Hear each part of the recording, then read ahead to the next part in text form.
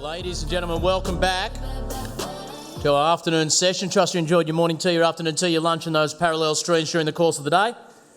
It is, of course, just a day about learning, just accumulating new information, challenging old ideas, reassessing paradigms. I just learnt during afternoon tea, for example, something I never knew, shepherd's pie and ice cream. Woo! What an amazing combination. So what I'm going to get you to do here very quickly, because I know how this AusCERT thing rolls, you're all here with probably one or two colleagues. The vast bulk of you know a couple of other people outside of that, but don't know a lot of people in the room, and you'll tend statistically to clump around and be sitting next to the person you know best here at the entire conference. So in a couple of seconds, I'm going to get everyone to stand up, quickly spin 360 degrees. The first person you lock eyes on and think, got no idea who you are, you're going to extend the hand, say who you are, hello, how do you fit in, and share with that person one thing you've learnt today or that's jumped out at you from a keynote or a parallel session so far that you went, wow, I didn't know, wow. What's one big takeout you've had from the day so far, okay? Then, when you do sit down, I'm going to be encouraging again, if you're close to an aisle but could move across one seat and leave a few spare ones on the aisles, that's easier for the people who will inevitably come in late and not have to wobble past you. So, let's all stand up. Everyone stand up. Everyone stand up. Let's get the energy back here for our final session. On the count of three, spin around, 1, 2, 3, make a friend, shake hands, who are you? One takeout, someone you've never met before.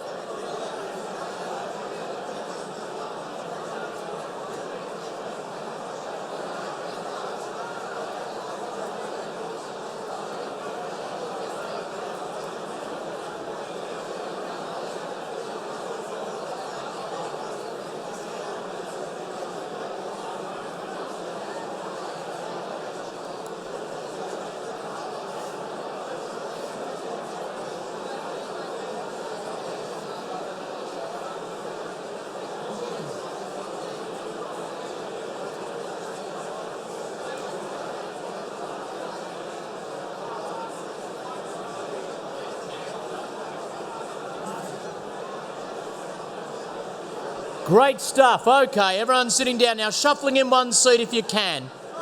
If it's easy to leave a spare spot on the aisle, that'd be great if you could. Shuffle along one seat if it's easy to do.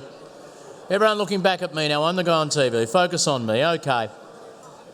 Really exciting afternoon session for you here, ladies and gentlemen. This next gentleman is going to talk on the concept of the data breach pipeline. There are a few people better qualified in the world to do so.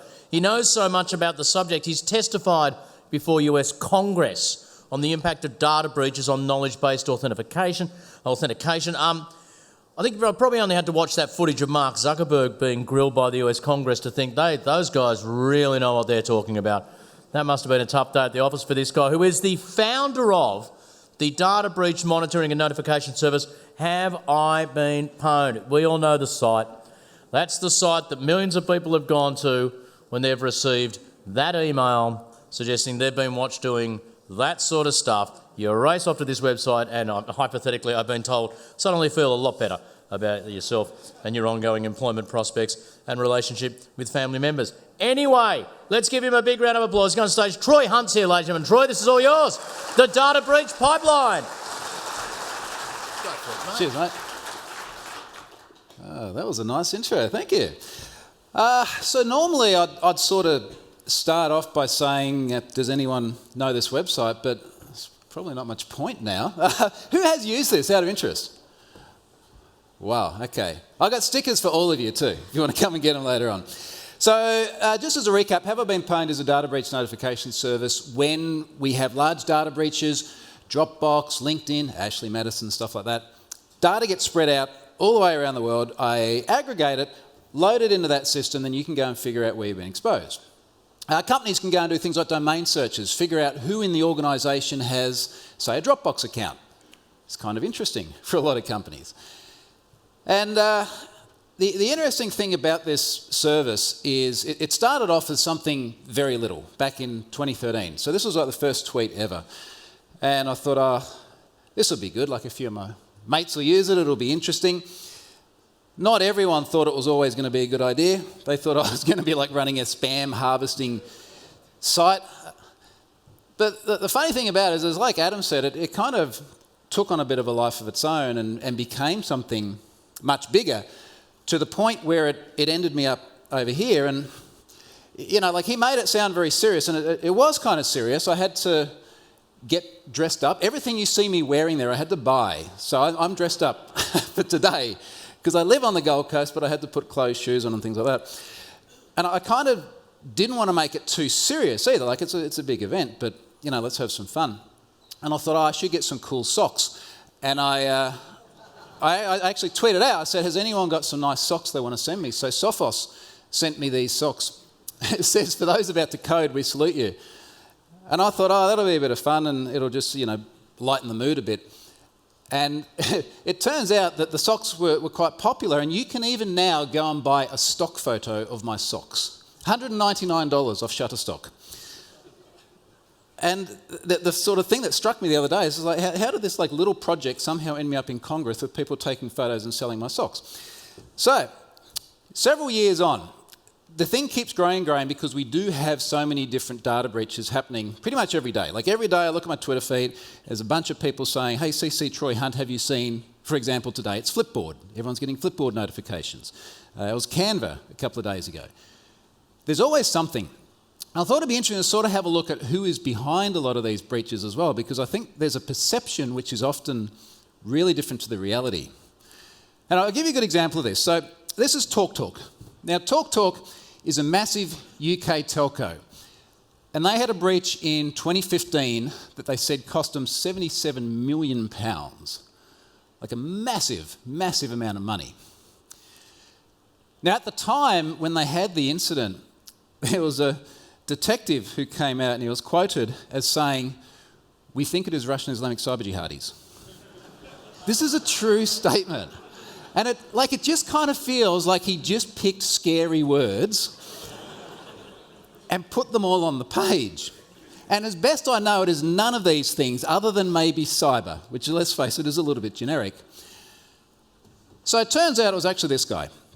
And he's leaving court here after having to answer for his actions. You can't see his face because it's a 17-year-old child. £77 million of damage, 17-year-old child. Now, he was actually 16 when he broke into TalkTalk using SQL Map, freely available SQL injection software. Did the £77 million worth of damage. The lawmakers there took it quite seriously. They took his iPhone away. Which, in fairness, for a 17-year-old is probably like hell, right? But the thing that strikes me is how often it is like children who are breaking into these systems, even great big multinationals. And that the thing about kids and hacking these days is they have access to so much material to be able to do this. And I want to give you an example. I went over to YouTube and I thought, look, I'll pull a video that demonstrates hacking. And there's a gazillion of them on YouTube. I thought I'll pull one which probably shows how simplistic the threat actor, for want of a better term, is. Have a quick listen to this guy. Let's do a professional video. Let's actually show you how the concept works. And I'm using the SQL or SQL method here, SQL injection. It's not just me, right? It's this. And I don't know if it's a squirrel or a chipmunk, but I know it's not a sequel. So you've got kids creating videos about how to break into systems. You're going to see what he does next in a moment. And they literally can't even pronounce SQL. So anyway, he starts doing this tutorial and he goes off and he does this Google Doc and he wants to find websites that have a query string parameter in them that he can then take and put into automated software. So he ends up on this site here, and this is a gold bullion trading site. So have a look at what he does once he gets over here. Okay, so with this extension, what we do is put a little apostrophe here, little comma-ish.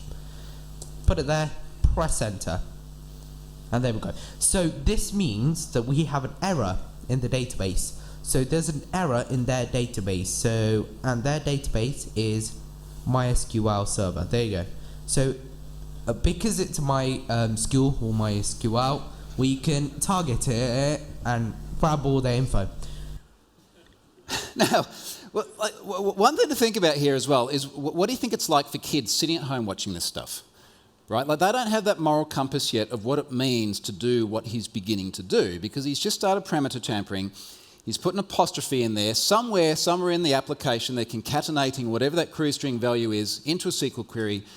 obviously not doing any sanitization, parameterization. He's established a proof. He grabs the URL, goes and throws in a Havage. Free SQL injection software, shows you how to pull out all the email addresses, all the passwords, and then he logs into the site with them. Now, like I was watching this and going, it's one thing to do this, it's another thing to video yourself doing it and put it on YouTube as a tutorial for other people. So once he's authenticated, he can pull out banking data. And this is a child whose voice is probably just breaking, can't yet pronounce SQL. It's just too easy. So one of the things that I think the industry's starting to focus on a little bit more is how do we tackle this? Like, how do we start to think about getting kids on the right pathway? And the NCA in the UK is starting to focus on this quite a bit as well. So I want to show you just a little short clip here. They've got this advertisement of how they're trying to reach parents. It's a little bit of fun, but have a think about how representative this is of most parents out there whose kids hacking away in their bedroom and the parents have got absolutely no idea what they're doing. Ollie's such a clever boy. Such a clever boy. Custard cream. Spends all night on his computer. Listen, how smart is this? You know them shooter games? The other day he was losing, so he crashed the server. Proper whiz kid. It's amazing what kids can do these days. Night, Ollie. Or what do they call it? DDoSing. That's it, I saw it on the telly. And he's no dosser though, our Ollie. 100% in maths. Every single exam for the last 2 years.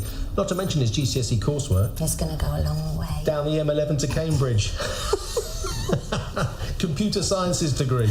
Top career in computing. Internet billionaire by the time he's 25. The next Steve Gates. You know, he's very clever with his money too. He's got more in his account than me. Chocolate finger. And we only give him a tenner a week. Told us he robbed a bank.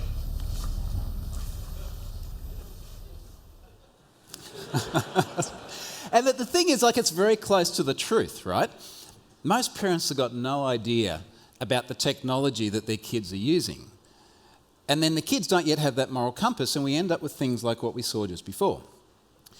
Now, of course, a lot of these breaches impact passwords. We saw passwords on the previous screen. He used them to then go and authenticate to the app. So I thought it'd be worthwhile just recapping on passwords briefly in terms of where we've come from and where we're going as well, because there's a lot that is actually changing. And on that first bit, the bit where we've come from, this is MIT in the 60s, and this is believed to be the first ever case of having a password on a computer system.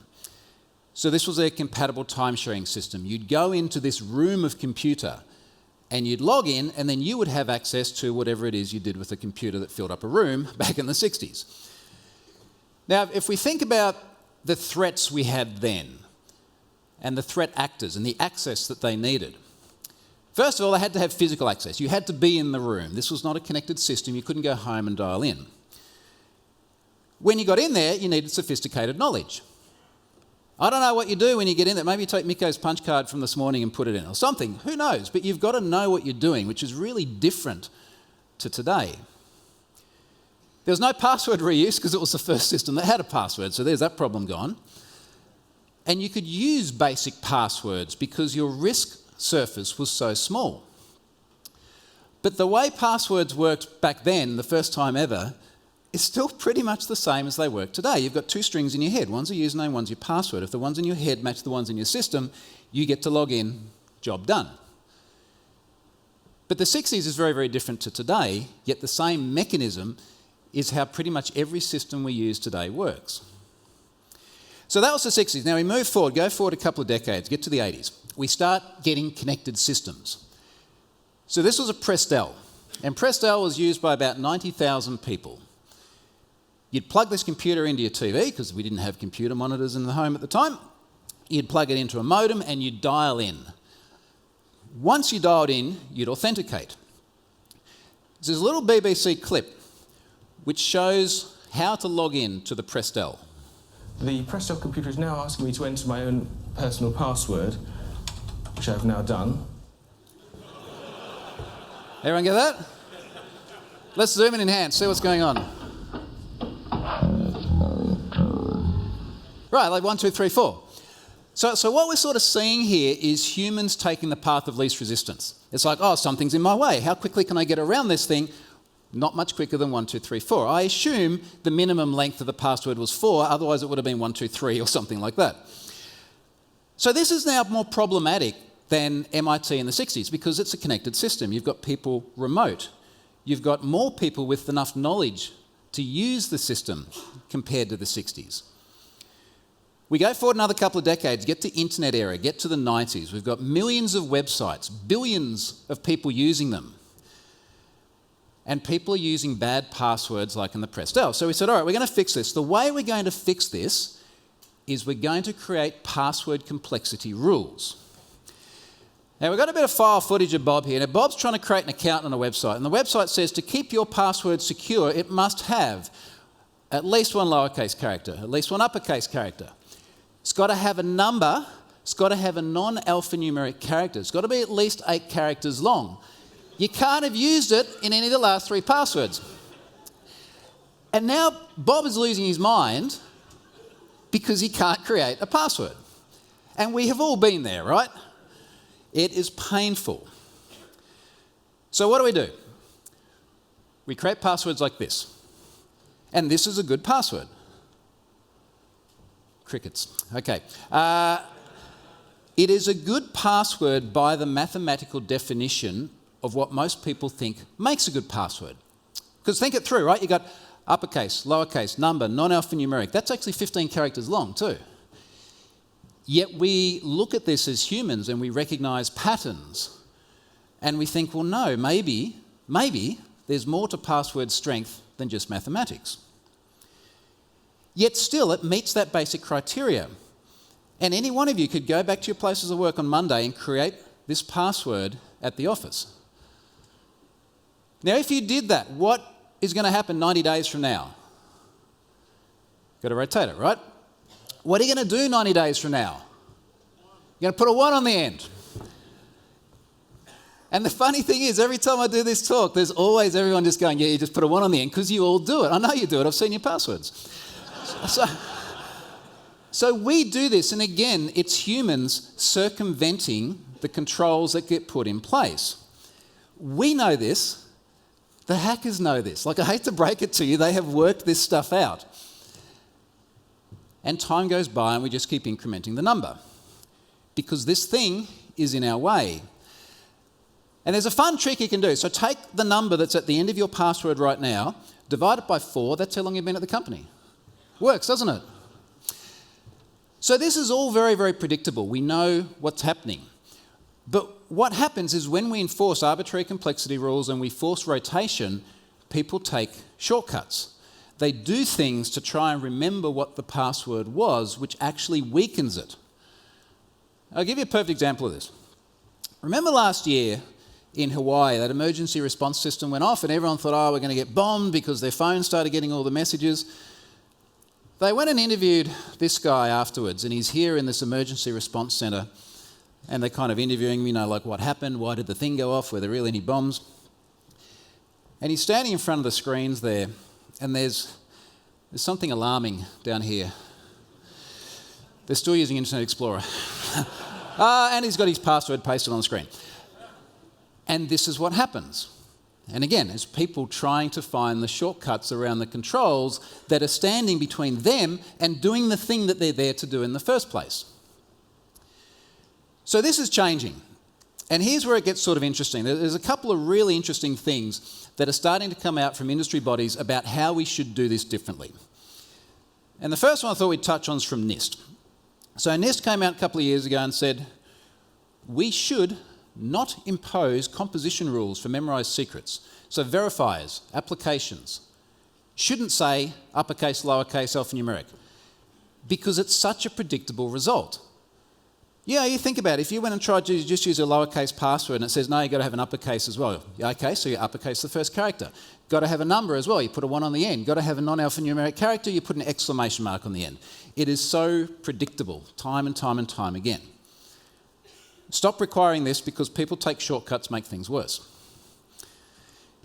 The NCSC in the UK, around a similar time, said you should only ask users to change their passwords on indication of suspicion of compromise. Unless you think the password has been compromised, stop forcing people to rotate it. Now, they don't just say get rid of stuff either. They say, look, stop doing that, but there are other things that we can do now that we couldn't do before. We have almost ubiquitous 2FA. We've got things like U2F tokens. We've got user behavioural analytics. We can see deviations from the norm. We've also got more encrypted networks than ever as well. So the exposure of passwords is different to what it was, say, even just 10 years ago, let alone 20 years. So this is how passwords are evolving and how we need to start thinking differently about them. And over time, these will start to filter through more. Microsoft just recently updated a bunch of their baseline guidance for Windows Server and for desktop PCs. Said, look, we're going to remove the rotation requirement. Things are progressing. Now, also on the subject of passwords, we're seeing huge exposures of them in numbers that we've never seen before.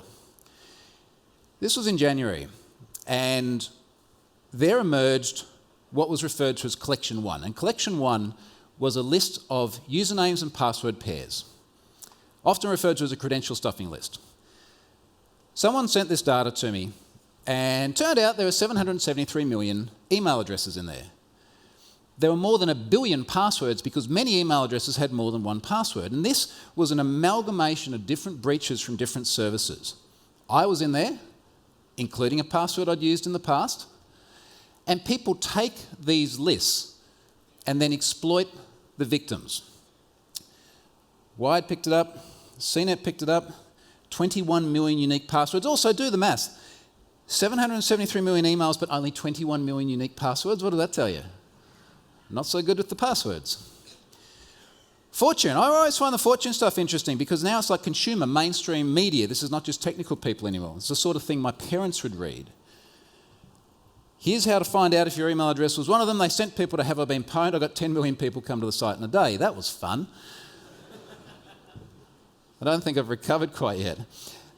Now, often you see this sort of stuff and a combination of the press and I think a lot of the masses, they go, oh, must have been on the dark web. Because I keep hearing about the dark web. The dark web sounds very scary. This is where the criminals go and they distribute the data and they sell the drugs and everything. Now, a lot of this is on the dark web. It's also on Twitter. And this is the reality of it. Most of the time, when people send me data, it's floating around the clear web. I know it doesn't sound as scary, and I'm so sorry for the vendors who are trying to sell stuff just based on what's on the dark web, but a lot of it is just floating around in the clear. So this, as you can see, is collections 1 through 5. I had collection 1, 773 million unique email addresses. That was about 8% of all the collections combined. So this floated around Twitter. It's on mega.nz. A lot of the data I see gets redistributed on Mega because it's a good file sharing service. Raises a question though, what do people do with this, right? So imagine you've got, let's say round numbers, you've got 1 billion email address password combinations. What do you then do with them? I went and pulled a bit of a clip. Here's another tutorial about how to abuse credential pairs. So what we're going to see is how to mount a credential stuffing attack. Hey yo, what is going on guys, with this and welcome back to a brand new video here on the channel. Now in this video, I'm going to be showing you guys a checker I've made for Spotify accounts. You can check if the accounts are valid. Now Spotify really frequently features as the target of credential stuffing attacks. I get emails from people all the time. They go, hey, do you see Spotify's had a data breach? Because a whole bunch of credentials have appeared on Pastebin. Now this is not generally what has happened. And we're going to see, as this guy goes through the process, how Spotify has a, air quotes, data breach. So let's have a look at the checker he's made. But before we start, I just want to say that this is for educational purposes only, and this is obviously not made for checking cracked accounts, if you guys know what I mean. This is for checking your own accounts if you guys got multiple, so you guys don't have to check one by one, and this will make it a lot easier. All right, so let's just be clear about this. You have so many Spotify accounts, you can't remember which ones work anymore, so you need this script to go and check your credentials. Keep this in mind. It will also tell you guys if the account is a Spotify Premium, Spotify Family, or a Spotify Student, whatever. You have so many, you also can't remember what type of account you created. but you'd like to know. It would be nice if there was a tool to help you establish this. But before you open this actual program up, you're going to make sure you have combos. All right, now this is where we start to get to the pointy end of it. So combos are username, password combinations. And we're seeing like one tiny little bit of a snapshot of what a credential stuffing list looks like. Email address, password, over and over and over again, 1 billion times. So let's have a look at what he does with the combo. You're going to type in combos and then threads. Let's do 4 this time, so it goes a bit faster. So as you guys can see, already we got 8 hits. As you guys can see, it keeps getting hit because these accounts are high quality, aka HQ. As you guys can see, we keep getting hits. I don't care if you guys steal these accounts. I have about 9,000 at the moment. All his too. It's rather miraculous, isn't it?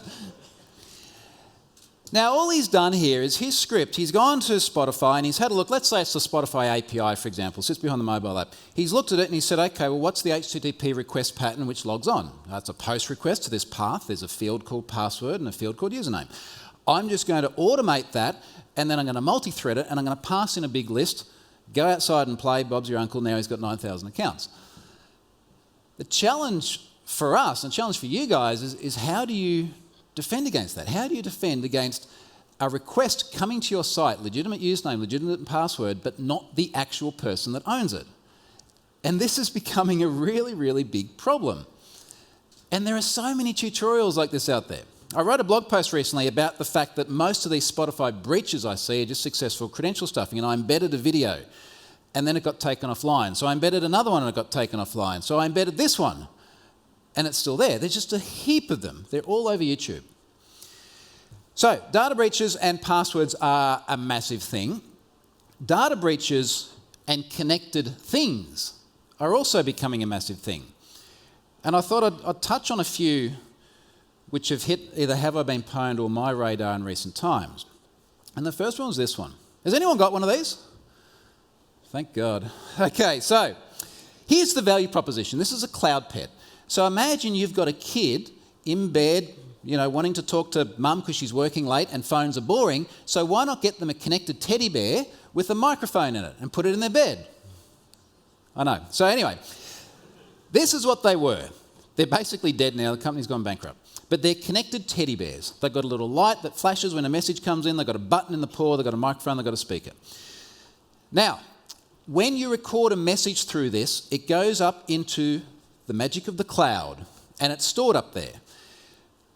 CloudPets stored all of their data in a MongoDB, publicly facing, without a password. And then it looked like this.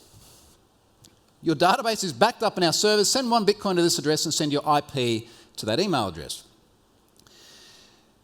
Now, there are about 560-odd thousand accounts in there. Someone did grab them, sent them to me for have I been pwned, but then it later got ransomed like this.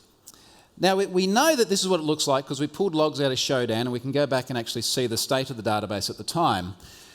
We also know that 2 other people subsequently came along and changed the Bitcoin address to their own, which, okay, it is kind of, all right, you don't have to do the crime, maybe you get some of the proceeds. Incidentally, no way it's backed up either. It's just been nuked. And the thing is that this happened and then the cloud pets came back online and nobody got told. So obviously the company knew. Continuing the IoT thread, we're seeing IoT in all sorts of places we never had it before. In cars, for example. So this is a Nissan Leaf. The Nissan Leaf has a companion app so that you can do things like pull back the battery status, it's an EV. You can pull back the trip history. You can also control features of the car. So you can turn the heating on.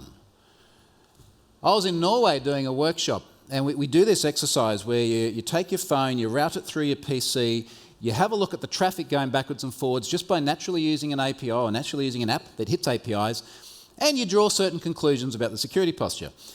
And one of the blokes in my workshop had one of these cars and he was curious. He said, I wonder how my phone knows which car to turn the heater on. Because in Norway it's so cold, you've got to be able to turn the heater on before you get into it or you freeze to death or something like that. So he's like, all right, there must be some sort of API key, like maybe there's a bearer token or something stored within the app. And then when I go and turn the heater on, sends the bearer token over a secure connection, turns on my car, doesn't mess with anyone else's car. So he proxies his phone through his PC. He looks at the traffic and he discovers that the API key, so the secret that allows you to control features of a car, is printed in the windscreen of the car. They used the VIN number as the API key. Now, not only is it printed in the windscreen of a car, so you can walk around and just start taking photos of cars and going, my car, my car, my car, you can also enumerate them, because the last 5 digits, you can just keep guessing numbers and finding more cars. And this was another example of how hard it is also to get organisations to do the right thing. So after we found this, I got in touch with Nissan privately and said, look, I think you should kind of fix your cars because this isn't real good. And they said, yeah, we'll fix it. This is very important. And eventually they just grew a bit tired of it. They stopped answering my emails. And it took a month before I discovered that someone else had found the same vulnerability. And the way I discovered this is there was a forum where people were commenting on how terrible the mobile app is. And someone reverse engineered it and said, hey, look, all you got to do is go to this URL, replace the VIN number with yours, put that as a favourite in your browser. And then when you get up in the morning, you just go to the bookmark. Job done. Heater's on. So that had to go public because they wouldn't fix it. They decided it was important after it went public. Amazing thing. And this is one of the issues we see, organisations having trouble dealing with security incidents as well. We had an issue just locally, only a couple of months ago. Similar sort of deal. There's a company called TikTok Track, and they make a GPS tracking watch for kids. In fact, they don't actually make the watch. The watch is made by a company called Gator. They make the application layer that sits on top of it. They make the mobile app, they make the APIs. And a mate of mine in the UK, a guy from a pen testing firm called Ken Munro, Ken reached out and he said, look, we've been looking at a bunch of these watches and they're kind of as terrible as what you would expect a really cheap internet-connected device to be.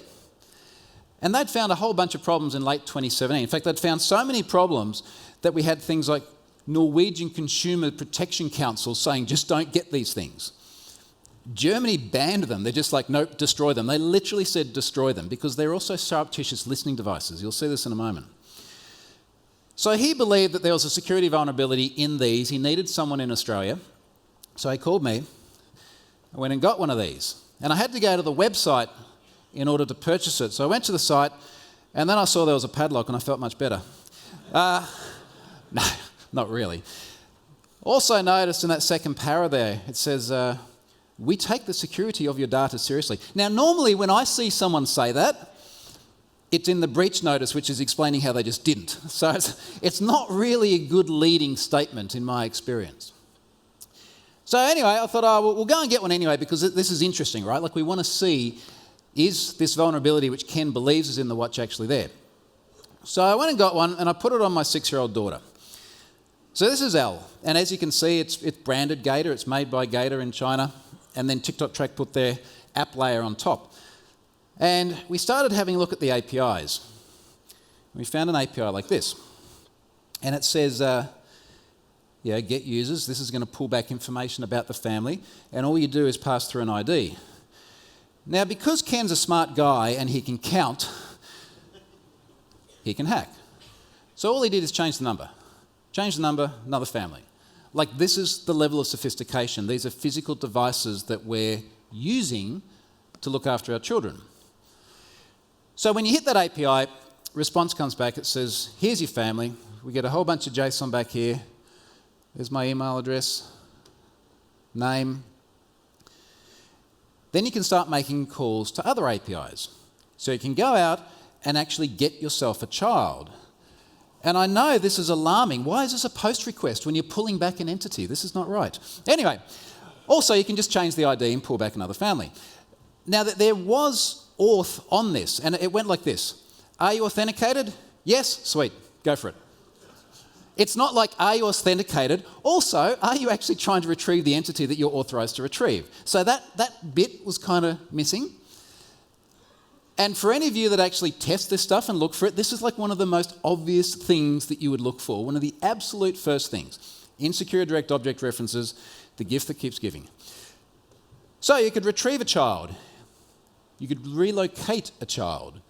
And this is where it starts to get weird, because parents have these things in order to track where the kids are. So the problem there is that if you can start to relocate the child to some arbitrary location, it kind of completely destroys the whole premise of having the watch in the first place. So we tested it. We sent Elle off to tennis, just over here in Southport. And I opened up the app, and she was at tennis, and me in my helicopter parent mode, I'm like, good, I know she's safe.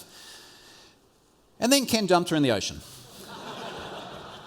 Because he can do this, because he can put her wherever he wants, because Ken can count. Got worse than that as well. And that the bit that got worse is that these watches do take a 3G SIM card. So they can operate as a phone as well, so the parent can call the child. But it would be weird if just any person could call the child. So there's an API that lets you set who the parent is, and by now you can probably see where this is going to be going. So Ken gets hold of the API, and he said, look, we're going to make some changes. We want to give you a call. So we get Elle in her bed, and he gets one of his colleagues, Vangelis. He said, look, Vangelis, obviously you've found the vulnerability in the API. Let's see what we can do with this. So have a look at what Vangelis does.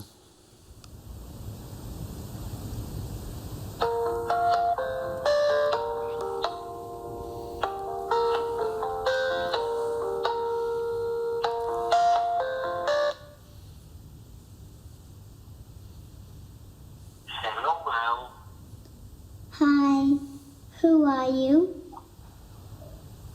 I am Vangelis from the other part of the world.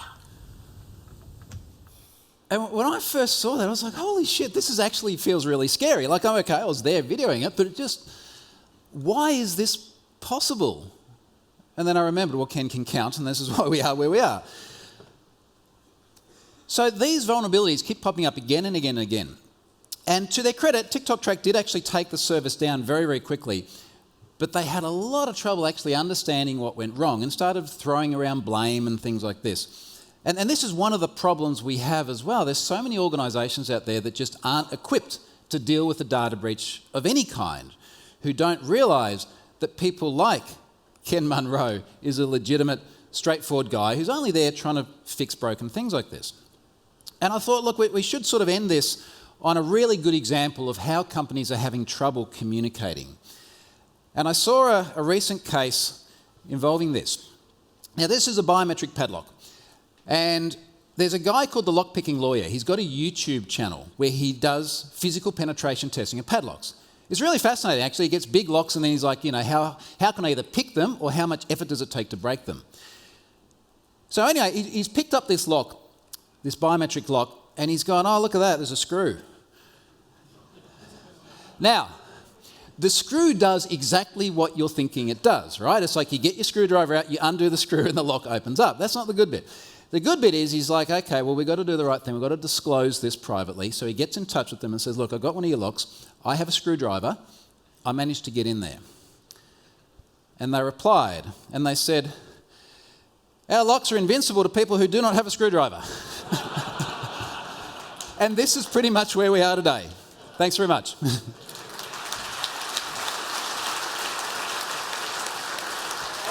One quick question, if I can I just ask you, that fantastic presentation, one quick question before we go, because I joked about the Zuckerberg stuff, but I've heard anecdotally that the stuff that got online about the guys asking, how do you make money out of it? Well, we run ads and all that. But in fact, I believe that testimony kept going, and there were some senators who asked some quite informed, pointed questions. What was your experience of that? Did some of those people there really know their stuff? Was it embarrassing how far off the pace they were? Can you summarise it in a generalisation, or did it vary across the people you spoke with? So what I actually learned is when they ask questions, they're not their questions. Yeah. so they all have, and like in fairness, they're there. They were doing like testimonies on things like the opioid epidemic the day before. So they're going from like serious healthcare stuff to serious cyber stuff. So they have staffers that prepare all the questions. And the questions were actually pretty good, I thought. I'm just going to come over here seamlessly while they set up that computer. I didn't realise they're doing that. Yeah, so the questions were reasonably pointed. What were they trying to get at, and what do you think they came away with? What did they come away with as a benefit from the testimony that you guys provided? So the premise was, what's the impact on knowledge-based authentication? So you know how like your bank calls up and they're like, we just want to make sure you are who you are. What's your date of birth? And you're like, crap, it's that thing that's in all these data breaches. They wanted to sort of understand how that as a means of authentication really doesn't work so well anymore. So, my bit was data is all over the web. You really can't rely on this stuff anymore. And I think they got that. The trick now is to see what actually comes as a result. So this was about 18 months ago we did that. Has anything happened yet? Where are they on? Are they moving slowly? Well, we've still got a hell of a lot of data breaches, so it hasn't changed that. Look, I think organisations are moving slowly because we're getting better means of authentication. So stuff like U2F keys are now all over the place and lots of support for that. So we're kind of moving in that direction. But it's going to be slow because the one thing that knowledge-based authentication does really, really well is everyone has knowledge and everyone knows how to use it. It's weak, but the accessibility of it's off the charts. Give him a big round of applause as he walks past, grabs his Zelda chess set on the way through as well. Get your daughter playing some Zelda chess. Thank you so much, Troy. What a fascinating... Just on behalf of everyone here, I want to thank you for keeping us safe from those Russian Islamic cyber jihadis. They are the worst. Our final presentation today, again from another one of our platinum sponsors. We could not have AusCERT the way we do without the support of our platinum sponsors, talking on threat intelligence and automating security processes from the good people at Threat Connect. This is Director of Sales Engineering at Threat Connect, Chris Adams. Give Chris a round of applause, all yours. Thank you. All right, intelligence. The first time I really thought about the challenges of intelligence in a defensive perspective is following 9/11. And when you think about all the information that came out following the attacks, if you're like me, all this information was coming in, and you felt like, how could this not be obvious, right? That's the benefit of hindsight. But if you really think about the types of things that were going on, if we think about the pilots, for example, okay, pilots are being trained on U.S. soil, both in California and in Florida. You had 6 of those pilots who were frequently traveling between the United States and Saudi Arabia frequently. 4 or some number of those were involved in the Hamburg cell in Germany, so there's obvious link there. And actually 2 of the pilots failed their training for Cessnas, and even though they had failed training, they had asked to train on Boeing, large aircraft. And so in hindsight, when all this comes out, you think, how could they not have connected the dots? Well, you have to think that there are over 15,000 trainings per year. All the systems independent, right? There is no one giant system where all that information might be stored. You have hundreds of thousands of people traveling back and forth between the U.S. and in places in the Middle East where there might be some cells where they were doing some type of activity, right, or communicating with people who are orchestrating this. So that's a hard problem because these are large, disparate type systems. Some of the critique of the agencies after the fact were, criticisms on what type of processes those intel agencies had. Were there formal process connecting all those things? So in hindsight, you'd love to see that data superimposed where it becomes clear, but there was no real process to do all that. And so threat intel in the cyber realm, I believe I like to think about things in that grand perspective. Obviously, it's a different realm in cyber compared to the traditional defense. If we think about what threat intelligence means in the cyber realm, you can look at this definition by Gartner. Kind of wordy. I'll let you read that real quick. My summary definition, right, is knowledge of threats and capabilities, right, of infrastructure, motive, intent, right? So if that's what threat intel is, that's not an easy thing, right? It's hard to understand that deep when you see the types of things you're looking at day in and day out. How do you know what the real motives are? What are the capabilities? What are the infrastructure they're using? It takes time to put this picture together. And so anyone who thinks about threat intel, and everyone's at varying levels of maturity and knowledge about it, I like this. This is an idea that everyone belongs somewhere on this plot, right? Far left, interested in it, don't really know how to engage and begin to use threat intel. I won't read through all these things in detail for the sake of time, but you can kind of think that you're beginning to start to use it. You might even begin to start creating it. You might begin tying it into things that you're seeing in incidents or in your SOC. You begin to start automating some processes. And over time, you establish a methodology, right, for creating, enriching, pulling that content in. And so, without getting into too much detail, to moving to that left side to the right, I'll just talk about 3 key things that most organizations can just think about as in, these are capabilities you want to sort of bring online. So to start, and I'll mention those being as we go through here. So to start, aggregating information, we got to be careful about words, right? We're aggregating threat data, potential. This is a lot of data. You don't know if it's intelligence yet. Intelligence comes through a process, right? But one of the key things is establishing, a repository where you're putting threat intelligence. This is one of the first practices, and I'm sure everybody in the room has some method. And I'll argue that even if it's an Excel spreadsheet, that's a start, right? Collecting information over time that you believe that have some knowledge that you want to share and begin to sort of enrich and grow and analyze. And so the key to that is having a data model. Right? A data model is going to help you describe where that data comes and fits in. And so those are indicator types, right? IP addresses, email addresses, hosts, URLs, malware, events. There's quite a bit there. But in the end, the goal would be to have, if you have multiple sources of threat intel, it could be from government sources, it could be OSCENT, phishing emails you have laying around the team that you realize you have to aggregate and be able to start pulling into the process. Once you begin to establish a data store where you can pull that content in, and it's sort of represented here with multiple sources, when you have an ability to deduplicate that information, normalize it, find associations across that, this is when you begin to be able to make sense out of all the information you might be pulling in.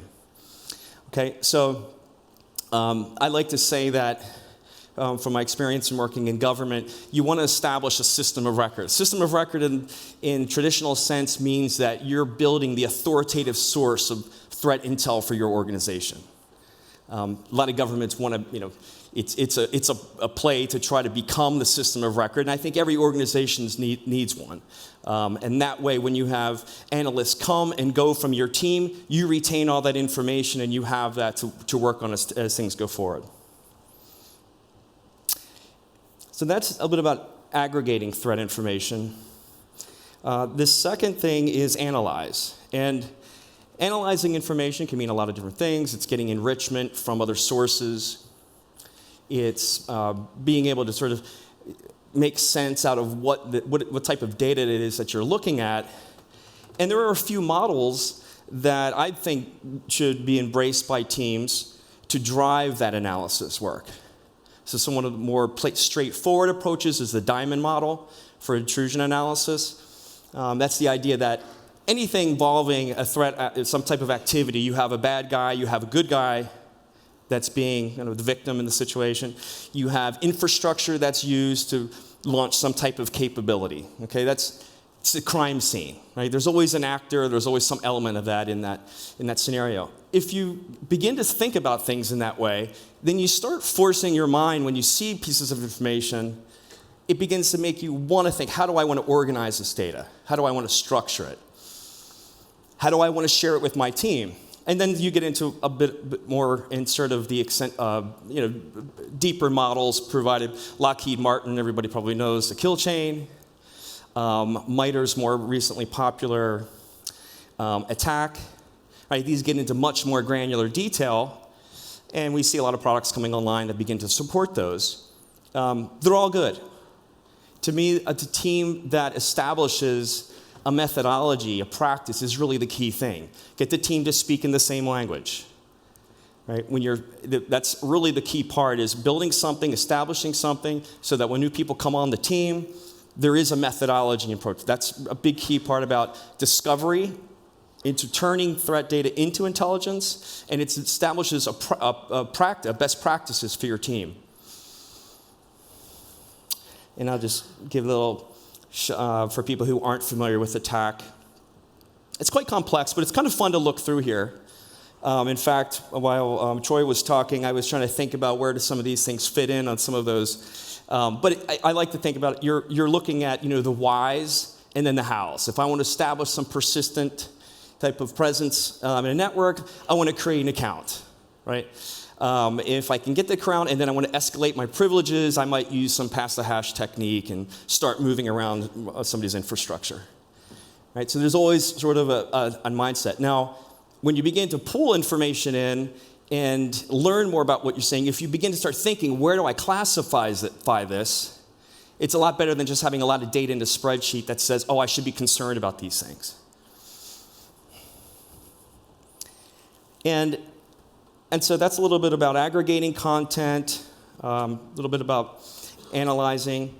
Until you begin to start operationalizing, and that's a loaded word, I'm familiar, but we can think we want to begin to start moving that intelligence around in our infrastructure, because until I can have 6 billion indicators with someone telling me it's all bad, it really doesn't mean anything until I find out that there's an indicator in some feed that matches data that I have in my logs, right? So that's all of a sudden your eyes are widened and you think, I got to do something, right? Because you now have some proof that resides in your network. And so I believe threat intel becomes that lifeblood that flows through the environment, where it's really a feedback loop between your infrastructure and what it is you've learned and what it is you've pulled in. And that's not just from a system perspective. I mean, it's sometimes the fun part, the integrations and seeing how you can pull things and get products to work together.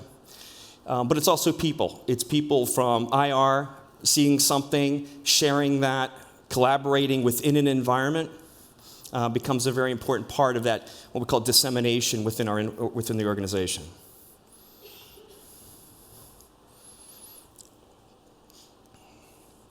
And so when you begin to start, systems can permit that type of integrations, right? Just from, let's say, from central store via APIs. You have a new word that's making its way, SOAR, right? This is security orchestration, and being able to automate some type of response to that. Here's a pretty graphic from Gartner making this official technology. And you have really a kind of a healthy cycle here of detect, triage, respond and prioritize. There's some value in this, and I'm thinking this is like a traditional really cycle for analysis, right, and things you want to do. And being able to orchestrate processes. I'm an IT guy, I love tech, right, but I don't believe you can just automate your way out of problems. I think what you do is find ways to optimize what the team is doing. I'll show some examples of this in a minute. But orchestration is really just the concept that a team, security is maturing, right? There should be established processes, some of that of which you can automate, some that you're not. You don't need to, we're not trying to turn security into something that's, built just be self-healing. There are a reason for analysts. What SOAR does promise, and the automation part of things, is to give your analysts more time to really focus on the analysis part and relieve some time from the things things that can be automated. And so I like to think, as a tech person, right, this isn't, I say down at the bottom, right, this is nothing new. It's not new in the sense that in IT in general, there's been automation forever, right? If people are old as I, back in the days when enterprise service buses were the rage and the IT stack, right, message queuing, web services. These are technologies that if we call security a department in an organization, like finance, logistics, operations, all the different departments you have, they have grown up stacks of products. Security just seems to be this the last to become an official department that deserves technologies to tie systems together. Many times, security stacks, they're grown organically. No one. Typically, people don't define an enterprise architecture and then start filling things in, right? Departments, they get a firewall, they get an IDS, proxy, right? Everyone knows how things go in Greenwich. And then the fight is, how do you get these things to talk to each other? And so SOAR is that realization that its maturity is, that security is now becoming a first-class citizen. Because in the end, it is just data, right? And having an approach to managing that data is what we're looking for. So let's just look at a couple examples of what I think are some of the key examples for people just to think about from a malware analysis perspective. In this case, take a malware file, it could be loaded into your tip. There's some context of where it came from. File is then sent to an AMA tool. You parse the results of that, and then maybe present some of that information you came back from that report. So in that case, perhaps some IOCs that came out of what that malware did are collected. They're pulled back into your tip. Perhaps feeds that you have pulled into Essential Store now give some context of what that is. And if you could then search a SIM or search something, and you could see if that had some effect on you. So this is something maybe a lot of analysts will do every day. If you can automate that so that you're just seeing the results of anything you sent that, you're saving a lot of time and value over a period of time. For a little bit more sophisticated type of example, this is something we had built just to design from a customer's perspective, is what if I take a fish, right? Everybody gets, how many phishing emails do people get inundated with every week? If I can automate a process where I'm sending every fish to an environment, we're parsing, taking off header, body, attachments, we're running all those through enrichment sources. In this case, we're taking something and detonating malware in a malware analysis platform, taking that information back, and like I mentioned earlier, if you parse it and then can search your SIM and find out, have any of those indicators been in my environment? Well, maybe then my result is I create a ticket, or maybe I lock the AD account of that user just to prevent them, send them a note, Slack message that they have to talk to IT before they can log into their account again. All right, so a little bit sophisticated use case. The key is that this is all possible. These are things that you can do. You can modify those flows to your heart's content. You can introduce a person in the loop and say, before I take this step, I actually want to be able to make a decision here. I don't want something to follow all through this, right? And so the key thing to take away with this is that with the advent of automation in this sense, and I consider this, where we were talking about that maturity curve, kind of here on that far right, where we're trying to identify the things that seem to waste a lot of our time. And I think I've seen it in terms of benefiting one-man teams or one-person teams who are running security up to having teams of 60 people. There's always a means for being able to automate, and that's part of what I understand to be very beneficial for organizations. And so cost, I have to just mention this real quick. Part of what you want to try to achieve in terms of like return on investment, right? What does automation offer? Well, you can calculate the amount of time it takes to do certain things. If you put a monetary value on the amount of time it takes and be able to show that return, this ends up becoming a very positive way to be able to show back to your leadership, look how much time we're saving and this is exactly what you see in a lot of different products today, even outside of security when automation's involved. All right, that's all I had. You're here in the booth. Anything that I said, if you want to discuss more, happy to chat about it. And thank you.